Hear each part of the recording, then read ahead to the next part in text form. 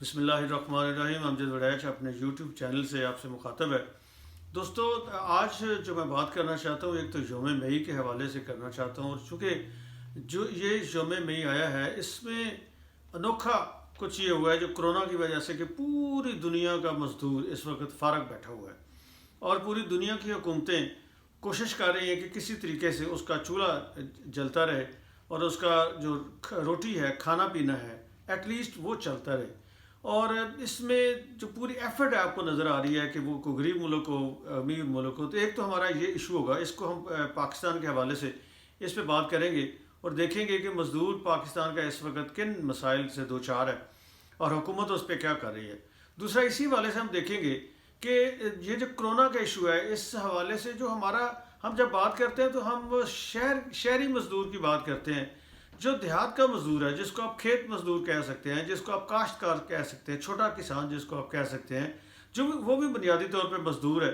तो वो इस सारी जो स्कीम है वेलफेयर की और रिलीफ की, इसमें वो कहाँ पे फिट होता है, कहीं पे वो नज़र आता है या नहीं आता, और उसका क्या इस पर मौक़िफ़ है, इस पर हम बात करेंगे। और फिर हम देखेंगे कि जो ओवरसीज़ पाकिस्तानीज़ हैं वो भी बुनियादी तौर पे मजदूर हैं। उनको आप ये ना समझें, हमारे जहन में पाकिस्तान में ये कंसेप्ट होता है कि बाहर जो लोग गए हुए हैं वो वहाँ पे दरख्तों के साथ डॉलर्स लगे हुए हैं और वो तोड़ तोड़ के हमें भेज रहे होते हैं। ऐसा नहीं होता, वो भी मजदूर हैं, मजदूरी कर रहे होते हैं और जितनी टफ लाइफ वो गुजार रहे होते हैं। वो सारी सिचुएशन में अब कोरोना उनको किस तरीके से अफेक्ट कर रहा है और गवर्नमेंट उनके लिए जो कर रही है, उस हवाले से हम देखेंगे कि उसमें लेटेस्ट क्या सिचुएशन है। तो ये तीन चीज़ें ये यौम मई के हवाले से आज हम देखते हैं। लेकिन उससे पहले मैं आपसे रिक्वेस्ट करूँगा कि आप चैनल को सब्सक्राइब कर लें और डेफिनेटली साथ ही रिक्वेस्ट होती है कि जो बेल का बटन है, उस घंटी का बटन, उसको भी आप ज़रूर पुश कर दें ताकि यह है कि हमारे नोटिफिकेशंस आपको बर वक्त मिलते रहें। तो आइए बात करते हैं इस चीज़ के ऊपर कि सबसे पहले तो मैं जो समझता हूँ, जो प्रॉब्लम हो रही है वो ये हो रही है कि हमारे प्राइम मिनिस्टर साहब इमरान खान साहब, पूरे मुल्क में कन्फ्यूजन की सिचुएशन है। ये जब से कोरोना का इशू आया, सबसे पहली कन्फ्यूजन तो इसी चीज़ के ऊपर, अभी तक उसमें कोई क्लैरिटी नहीं है अनफॉर्चुनेटली कि भी कोरोना आया तो इसको हमने हैंडल कैसे करना है। इसमें जो लॉकडाउन का इशू है, हमने लॉकडाउन करना है नहीं करना। मैं 3-4 दफ़ा अपने इसी चैनल के ऊपर इस इशू पे बात कर चुका हूँ। मैंने कंपैरिजन करके दिया था कि अमेरिका में ख़ास तौर पर न्यूयॉर्क में क्या सिचुएशन है और इसके आफ्टर इफेक्ट्स क्या है, इसका इम्पेक्ट क्या है, इसके क्या नतीजे निकल सकते हैं। तो मैंने इस पर रिक्वेस्ट की, अपीलें की हुकूमत से भी, गवर्नमेंट से। मैं वही बात करना चाहता हूँ। मुझे इसमें जो प्रॉब्लम नज़र आती है वो प्राइम मिनिस्टर साहब में नज़र आती है कि प्राइम मिनिस्टर साहब जो हैं वो कंफ्यूज्ड हैं, वो क्लियर नहीं हैं, उनको कुछ पता नहीं है कि मैंने क्या करना है। अनफॉर्चुनेटली अब तो ये बड़ी क्लियर ऑब्वियस बात होती जा रही है कि खुद ही वो, अगर पिछले एक महीने में उनके मुख्तलिफ हम क्लिप्स देखें तो किसी जगह वो इस चीज़ को अप्रिशिएट कर रहे हैं कि हमने लॉकडाउन किया और उसके ये बड़े फ़ायदे हुए हैं, उसके नतीजे में कंटेन हो गया है, रिस्ट्रिक्ट हो गया है, प्रिवेंशन हो गई है उसके कोरोना के फैलने में, वायरस के फैलने में। इसको बड़ा अप्रिशिएट कर रहे हैं और बड़ा इस पर प्राइड ले रहे हैं अपनी गवर्नमेंट के इस मैयर की। और किसी जगह पे वही प्राइम मिनिस्टर साहब जो हैं वो इस तरीके से बात कर रहे हैं कि जैसे वो तो चाहते ही नहीं थे कि लॉकडाउन हो। कुछ और लोगों ने अशराफिया, उन्होंने कहा ये अशराफिया ने, एलीट ने कर। वो कौन सी एलीट है, वो कौन अशराफिया है, वो कौन से लोग हैं जिनको वो ब्लेम करना चाह रहे हैं, किन को बारे में वो अपने आप को एसोसिएट कर रहे हैं मजदूर के साथ। और जिन लोगों ने लॉकडाउन किया उनको वो अशराफिया के साथ एसोसिएट कर रहे हैं और दो क्लासेस की वो बात करते हैं और कह रहे हैं कि वो जो क्लास है अशराफिया की, उन्होंने लॉकडाउन करके मजदूर के लिए मुश्किल हालात पैदा कर दिए। तो ये बड़ी अजीब सी सिचुएशन है कि भाई आप गवर्नमेंट है, आप चीफ एग्जीक्यूटिव है, आप प्राइम मिनिस्टर है, आपकी कैबिनेट उसकी एक्सटेंशन देती है, अप्रूवल देती है, और फिर आप खुद मीडिया अपनी जो ब्रीफिंग्स हैं उसमें आके तो आप उसमें प्राइड लेते हैं और उसके जो पॉजिटिव इम्पैक्ट हुआ है रिस्ट्रिक्शन में, कंटेन करने में, उसका क्रेडिट भी आप लेते हैं। और फिर आप साथ ही ये बात भी कह देते हैं किसी दूसरे मौके पे कि आप कहते हैं ये लॉकडाउन जो है वो उसके नतीजे में ये हुआ, वो अशराफिया ने कर दिया।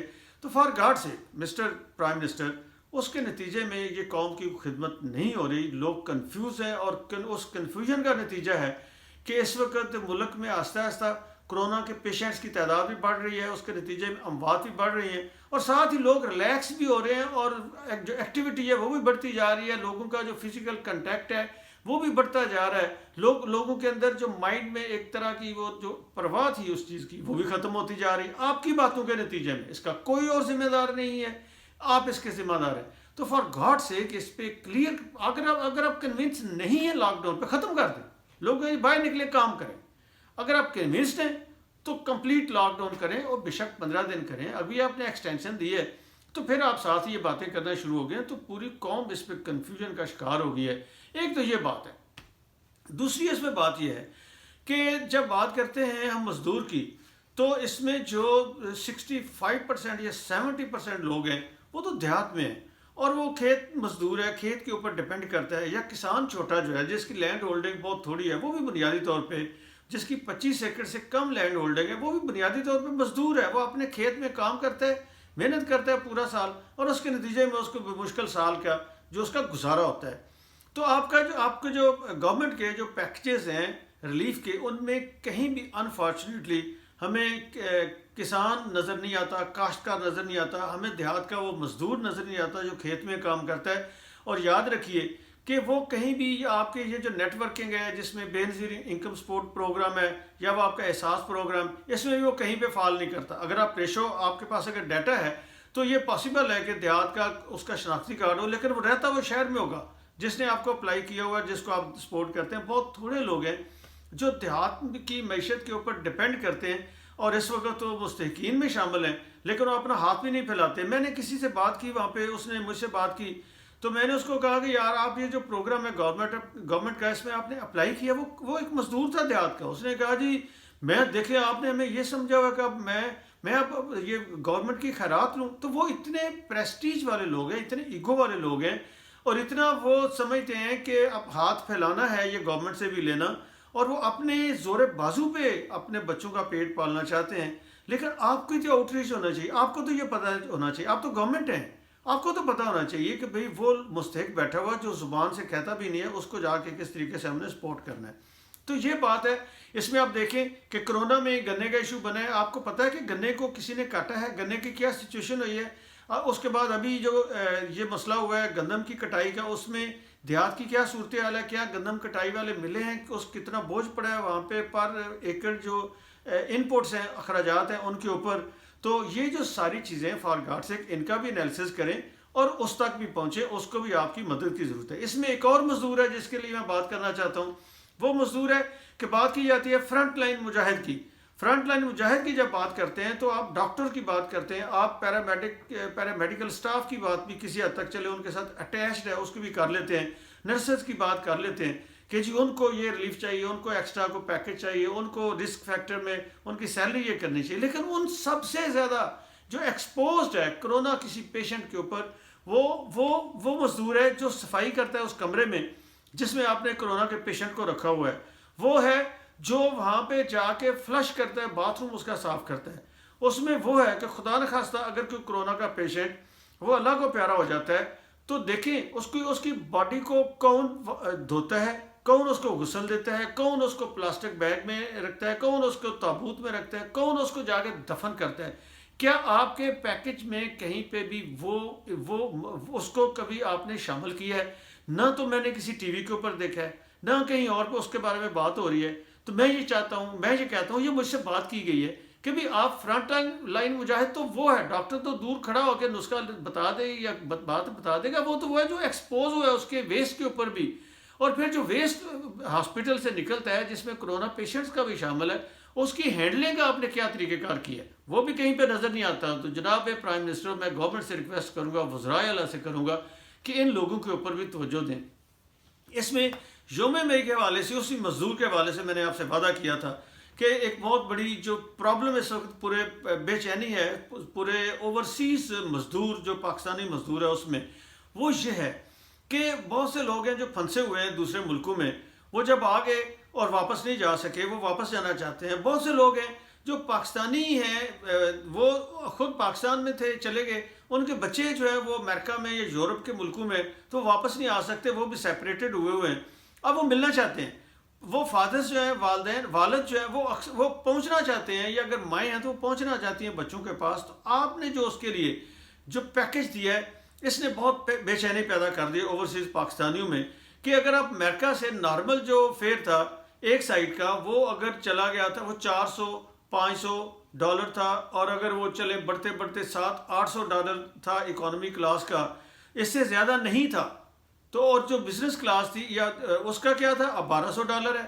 تو آپ نے کیا کیا، اب جو ہو رہا ہے اس میں ہو رہا ہے کہ دیکھیں $2500 $2700 $3000 $4000 $5000 تک جو پیکیجز آ رہے ہیں. سن رہے ہیں کہ وہ لوگ جو یہاں پہ، میں ایسے لوگوں کو جانتا ہوں جو یہاں پہ پھنسے ہوئے ہیں، وہ for God sake Mister Prime Minister, اور میں گورنمنٹ آف پاکستان سے اسد عمر صاحب ہیں، سارے لوگوں سے بات کروں گا کہ آپ نے کیا سمجھ رکھا ہے. جو اوورسیز پاکستانیز ہیں، آپ کیا سمجھتے ہیں کہ وہاں پہ ڈائریکٹ انہیں کچھ جنت سے ڈالرز آتے ہیں یا فرشتے ان کی جیبیں بھرتے؟ بھائی وہ مزدور ہیں، وہ آپ کے پاکستانیز ہیں، وہ مزدور ہیں. اب جب بھی مشکل وقت آتا ہے، ریمیٹنسز وہ آپ کی ایکسپورٹ سے زیادہ تو ریمیٹنسز آپ کو بھیجتے ہیں.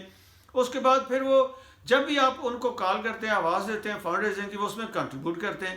جب اب ان پہ مشکل ٹائم ہے، ان کی مزدوری ختم ہے، ان کی جاب ختم ہے، ان کی اگر کوئی ٹیکسی ڈرائیور ہے وہ اس کا جو سارا کام ہے وہ بند ہوا ہے، وہ ٹوٹل ڈپینڈنٹ ہو گیا ہے لوکل جو وہاں کی گورنمنٹ ہے، امریکہ میں ہے کہیں پہ ہے، اس کے جو سپورٹ ہے اس کے اوپر.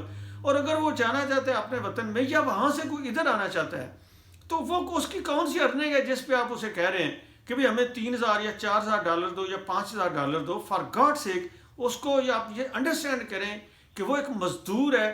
اور میں بتاؤں آپ کو کہ پاکستانیز امریکنز یا پاکستانیز یورپینز، آپ ان کے اکاؤنٹ چیک کریں تو جناب پرائم منسٹر اور جناب میں گورنمنٹ آف پاکستان سے کہہ رہا ہوں کہ کسی کے اکاؤنٹ میں آپ کو $1000 بھی نہیں ملتا.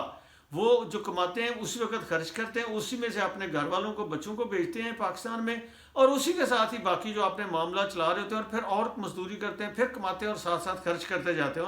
ان کے پاس سیونگز نہیں ہوتی، انہی میں سے وہ چیریٹی کرتے ہیں، انہی میں سے آپ کے جو فنڈز ہیں ان میں پیسے دیتے ہیں. تو اب وہ کسی کے پاس ایسی سیونگ نہیں ہوتی کہ آپ اگر ان کو کہیں کہ ہمیں ایکسٹرا کرایہ اگر جو ہے نا وہ آپ ہمیں پے کریں PIA کو اس طرح، تو اس کے لیے بھی اگر آپ سبسیڈائز فوڈ دے رہے ہیں، آپ سپورٹ کر رہے ہیں وہاں پہ پاکستان کے اندر مزدور کی، تو اس مزدور کو بھی سپورٹ کریں. یہ وہ مزدور ہے جو آپ کا ارننگ ہینڈ ہے، اور یہ مزدور ہے جو نسل سے اور سالہ سال سے پاکستان کی اکانومی کو سب سے بڑی سپورٹ دے رہا ہے. تو اب اس پہ اگر مشکل وقت ہے تو اس کے لیے بھی سبسیڈائز ریٹس دیں. اگر آپ کی PIA رن نہیں ہو ویسے تو کاسٹ ٹو کاسٹ ہونا چاہیے، لیکن اگر آپ نہیں سمجھتے تو گورنمنٹ سبسیڈائز کرے، گورنمنٹ ایئر لائنز کو پیسے دے، ان لوگوں کے اوپر اس کا بہت شفٹ نہ کریں. تو یہ جو 3 باتیں میں نے کی ہیں، مجھے امید ہے کہ اس کا نوٹس لیا جائے گا. میں ریکویسٹ کرتا ہوں اگین کہ ہمارے چینل کو آپ سبسکرائب کریں، اور اگر آپ ہماری باتیں پسند آئی ہیں تو ان کو آپ لائک بھی کرتے اور شیئر بھی کرتے.